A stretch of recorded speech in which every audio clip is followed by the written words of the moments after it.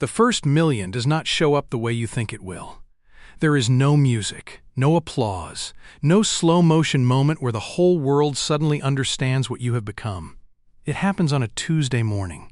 Your coffee is getting cold on the kitchen counter. Your car keys are beside a stack of mail you still have not opened. The refrigerator is humming in that tired old way. And you are standing there in your work shirt, with one loose button near the cuff, staring at your phone. You open the app, refresh, wait, refresh again, and then you see it. 7 figures, the number you used to imagine like some faraway country. The number that once felt like it belonged to other people. People with lake houses, people with family money, people who knew what wine to order, people who never checked the price of eggs, but now it is sitting there on your screen. $1 million invested, and nothing happens. That is the part that catches you off guard. The room does not change. The apartment does not get brighter. Your old Toyota is still parked outside with a cracked cup holder and a tire pressure light that comes on whenever the weather gets cold. Your lunch is still in the same plastic container. Your coffee is still cold. And inside your chest, where you expected victory, there is only silence. Not sadness, not joy. Just a strange, wide silence. Because the first million was not the miracle. The silence after it was. Your name is Mason Wells, and nobody knows. Not your coworkers, not your neighbors. Not the cashier at the grocery store who has seen you choose the cheaper coffee 3 weeks in a row. Not the guy at the gas station who watches you put $27 into the tank instead of filling it all the way. Not Angela from work, who keeps telling you that you should upgrade your car because you deserve something nice. Nobody knows that, on paper, you are wealthier than most of the people you pass before 9 in the morning. From the outside, your life looks almost stubbornly ordinary. You rent a small apartment with thin walls. You own 3 pairs of work pants. You still bring lunch from home. You still keep a grocery list in the Notes app on your phone. You still feel annoyed when a basic sandwich costs $14. And every other Friday, when your direct deposit arrives, you follow the same quiet routine. You check the account. You move the money before your feelings get involved. You close the app. Then you go to work. No announcement, no reward, no visible proof. That is what nobody sees. They do not see the habit. They do not see the years. They do not see the fear underneath the discipline. Most people think wealth has a look. They think it wears better shoes. They think it pulls into the parking lot in something new and clean and expensive. They think it orders appetizers without looking at the price. They think it lives in a bigger house with higher ceilings and a kitchen island nobody actually uses. But real wealth, the kind that slowly changes the shape of a life, is often almost invisible. It hides inside automatic transfers, inside boring accounts, inside decisions nobody applauds, inside the refusal to turn every raise into a new monthly payment, inside the strange courage of letting your life stay small while your options get bigger. That was the first thing Mason had to learn. Money did not have to be loud to be real. And for a long time, Mason did not even want to be rich. Not really. He wanted to be safe. There is a difference. Rich was abstract. Safe was specific. Safe was rent paid before the 5th. Safe was gas in the car on Sunday night. Safe was the refrigerator not looking empty at the end of the week. Safe was not hearing adults whisper in the kitchen after dinner. Safe was not watching your mother open a bill and go still in a way that made the whole room go still with her. Mason grew up in a house where money was never taught. It was felt. It was felt in the pause before someone said yes to takeout. It was felt in the way his father got quiet when the mail came. It was felt in the way his mother stretched groceries one more day. It was felt in the small math adults did out loud when they forgot a child was listening. Gas first, then groceries, then the electric bill, then maybe shoes. Nobody explained compound interest. Nobody explained ownership. Nobody sat him down with a clean notebook and said, "Here is how money can become a system instead of a storm." What Mason learned was simpler and heavier. Money could disappear. Adults could be exhausted in ways sleep did not fix.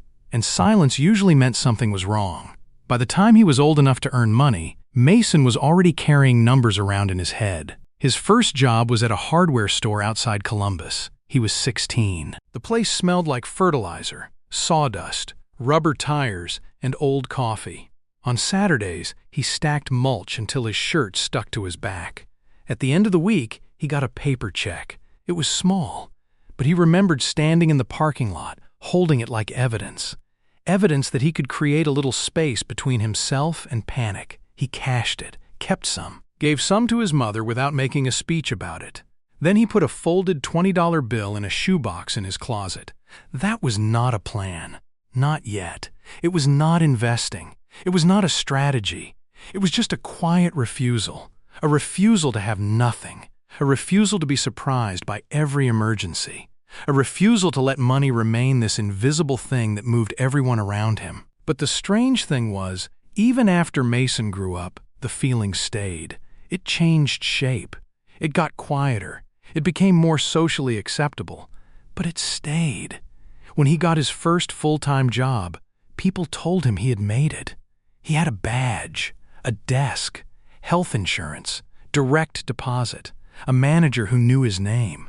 He had done what everyone said he was supposed to do. And for a while, he believed that would be enough. He rented a modest apartment, bought a used Toyota with 94,000 miles on it, made payments on his student loans, carried a credit card balance because everyone around him seemed to owe money to somebody. And every month, after rent, food, insurance, gas, phone, internet, and a few small purchases that made life feel less heavy, the money was almost gone. Not gone dramatically, gone normally. That was what made it dangerous. There was no villain, no wild shopping spree, no one stupid decision that ruined everything. Just a life made out of reasonable payments, a car payment that made sense, a phone upgrade that made sense, a dinner out because the week had been long, a streaming subscription because it was only a few dollars, a better apartment because the old one felt depressing, a new jacket because the old one made him feel like the kid he was trying not to be anymore. Every choice made sense by itself. Together, they built a life his paycheck could barely carry. Mason was not broke, exactly, but he was never as far ahead as the math said he should be. And that kind of pressure is hard to explain. It does not feel like drowning. It feels like standing on a floor that looks solid, while something underneath keeps bending. One Thursday night, Mason sat at his kitchen table with a bank statement, a credit card bill, and a yellow legal pad. The apartment was dark except for the stove light. Dinner sat untouched in the microwave. He wrote everything down: rent, car insurance, student loan, utilities, groceries, gas, minimum payment, subscriptions, coffee, lunch, small Amazon orders he barely remembered. Then he looked at the total. The number bothered him, not because one thing was huge, because almost everything had once felt harmless. That was the night Mason saw the trap. The trap does not announce itself. It does not begin with a disaster. It begins with a feeling. The feeling that you deserve a little comfort. The feeling that your life should finally look like it is moving forward. The feeling that after working this hard, you should be able to buy proof. Proof that you are okay. Proof that you belong. Proof that you did not stay where you started. And proof is expensive. Mason had not been buying luxury. He had been buying proof. That was harder to admit, because proof feels responsible when you are tired of feeling behind. That night, Mason did not reinvent himself. He did not create some dramatic plan. He did not promise to become a different man by Monday. He just opened a separate account. Then he set up an automatic transfer for the morning after payday. $50. That was all. $50 moved before he could negotiate with himself. It felt too small to matter. Almost embarrassing. But that was the point. The first move did not need to be impressive. It needed to survive. For months, almost nothing happened.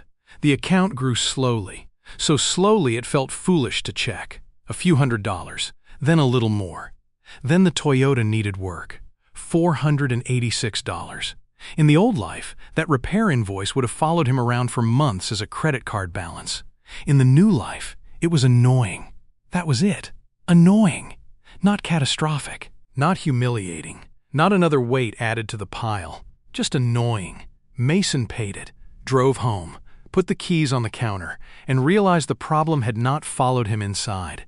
That was the first miracle. Not wealth, not freedom, an inconvenience. That was when Mason understood something he would never forget. Money is not just math. Money is emotional distance. Distance between a bill and panic. Distance between a layoff and desperation. Distance between a broken car and a broken month. Distance between someone else's decision and your survival. The first $1,000 did not make Mason feel rich. It made him feel a little less owned. After that, Mason became boring. Not boring as a person, boring as a system. He kept the Toyota, packed lunch, ignored the coworker who said leasing made more sense because the payment was lower, said no to apartments that would have looked better in pictures, used raises to increase transfers before his lifestyle had time to catch up. He learned to treat money like water behind a dam. Open every gate and it disappears while feeling perfectly natural. So he built walls, small walls at first, then stronger ones. He did not talk about it. Talking would have made it fragile. Talking would have invited opinions. And opinions are expensive when you are still learning how to trust yourself. So Mason stayed quiet. When friends bought new trucks, he admired them. When coworkers booked trips, he asked about the food.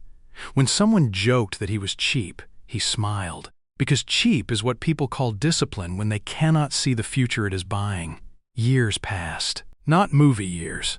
Real years. The kind made of oil changes, dentist appointments, tax envelopes, grocery receipts, cold coffee, old passwords, and emails from payroll. The accounts grew, then fell, then grew again. Mason learned that watching the market every day made him feel informed but behave worse, so he stopped watching every day. He checked on Tuesday mornings. Coffee, bank account, portfolio, work. Again and again. At first, most of the growth came from him. His transfers, his restraint, his refusal to inflate his life every time his income rose. Then one year, something changed. The money started earning noticeable money, not enough to brag about, but enough to notice. A month of growth that looked like a paycheck. Then a quarter that looked like several paychecks. Then a year where the account moved more than Mason expected, and instead of excitement, he felt nervous. Because nobody prepares you for the first time your money earns more quietly than you do loudly. That is when wealth starts to feel strange. You still wake up to an alarm, still sit in traffic, still answer emails, still compare grocery prices. But somewhere behind the scenes, a machine you built years ago is moving without applause, and nobody in the room knows. They do not know the man eating leftovers in the break room has more invested than the manager with the new SUV. They do not know the person wearing the same black jacket every winter has quietly stepped into a different financial reality. They do not know every ordinary choice has become part of a hidden architecture. And Mason does not correct them, because correcting them would require explaining too much. He would have to explain that wealth is not always a lifestyle. Sometimes wealth is the absence of certain fears. It is not needing to answer a call from your boss with your whole body tightening. It is not being destroyed by one surprise bill. It is not needing a new car to feel like a man. It is not needing strangers to recognize what you have built. By the time Mason's portfolio crossed $500,000, he had become very good at looking normal. Maybe too good. His family still worried about him. His sister asked once if he was doing okay, financially. They were sitting in a diner off the highway after his nephew's baseball game. The table was sticky. The coffee tasted burnt. His Toyota was visible through the window, parked under a faded sign. His sister glanced at it, then at his old jacket. "You know," she said, "if you ever need help, you can tell me." Mason almost laughed, not because it was funny, because the gap between what she saw and what was true was too large to cross in one sentence. He looked down at the check, $28.40. Then he said, "I'm okay," and he was. But also, in a way he did not know how to say, he was not. Financially, he was okay. But the old part of him still did not believe it. That is the problem nobody talks about. You can change your numbers faster than you can change your nervous system. You can build assets, pay off debt, Invest for years, cross lines you once thought belonged to other people, and still, some old part of you waits for the floor to disappear. Getting rich does not automatically teach your body that it is safe. Old scarcity does not vanish. It gets quieter. It learns manners. It stops interrupting every conversation. But it still checks the exits. It still notices the price. It still whispers, "What if this goes away?" That was part of why Mason did not tell people. Not just privacy, not just fear of requests, not just avoiding opinions, resentment, or expectations. He did not tell people because saying it out loud would force him to believe it, and he was not ready. The day Mason crossed $1 million invested, he was 39. There was no countdown, no champagne, no reservation, no dramatic view from a balcony. Just Tuesday. Gray sky, rain tapping the kitchen window, cold coffee, a loose button on his shirt. He opened the app because that was what he did on Tuesday mornings. At first, he thought he had misread it. Then he refreshed. Then again. 1,003,200 and something. The exact number did not matter, except it did. He stared at the screen, read it once, then again, then a third time. His brain refused to process it as real. Then he locked the phone, set it on the counter, walked to the sink, and washed a glass that was already clean. That was the moment. Not the number. The glass. That small, useless motion of a person who does not know what to do with good news. Years earlier, Mason had imagined this differently. He thought he would feel powerful, finished, changed. He thought some invisible door would open, and a new version of him would walk through. But there was no door. There was only Mason. Same kitchen, same refrigerator, same Toyota outside, same fear, quieter now, but still somewhere in the room. And that was when he understood. The money had not made him new. It had revealed what had been there all along. The discipline, the fear, the patience, the loneliness, the quiet refusal. The part of him that had been building a wall between his life and panic, one transfer at a time. Mason went to work. Nobody noticed. Of course they did not. Why would they? His car was still old. His shoes were still ordinary. His lunch was still in the same plastic container. In the break room, Angela was talking about her new sublease. Someone else complained about property taxes. The microwave beeped. The vending machine hummed. Mason sat down with leftover rice and chicken. His phone was face down on the table. Nobody in that room knew what the phone had told him, and for one strange second, he felt almost free. Not happy exactly, not excited. Free, quietly free, uncomfortably free. The kind of freedom that does not ask to be witnessed. But freedom brought a question he had not expected. If nobody knows, what is the money for? That question followed him for weeks. It followed him through grocery aisles, through traffic, through bank logins, through conversations where people complained about money in ways he understood too well. At first, he thought the answer was security, then time, then choice, then dignity. All true, none complete. Because secret money can become another kind of prison if the secrecy is only fear wearing a better coat. Mason had spent years protecting the money. Now he had to ask whether the money was protecting him back. That question changed him slowly. He did not buy a luxury car. He did not move into a house he did not want. He did not start dressing like a man with something to prove. But he loosened his grip. A little. He replaced the mattress that hurt his back. He fixed the heater before winter instead of waiting for it to fail. He took his mother to lunch and did not let her look at the prices. He bought better shoes, not flashy shoes. Better shoes. The kind that made walking feel easier. And somehow, that was harder than saving. That surprised him. Deprivation had rules. Freedom required judgment. It is easy to say no to everything when you are afraid. It is harder to say yes without becoming the person you were trying not to be. Mason had to learn that quiet wealth was not the same as hiding from life. It was not punishment. It was not a contest to see how little he could need. It was ownership. Ownership of time, attention, choices, his nervous system, his future Tuesday mornings, The money was useful only if it helped him become less afraid, not more controlled. One afternoon, Mason left work early. No emergency, no appointment, no excuse that sounded responsible. He just left. He drove past the gas station, past the diner, past the hardware store where he had worked as a teenager.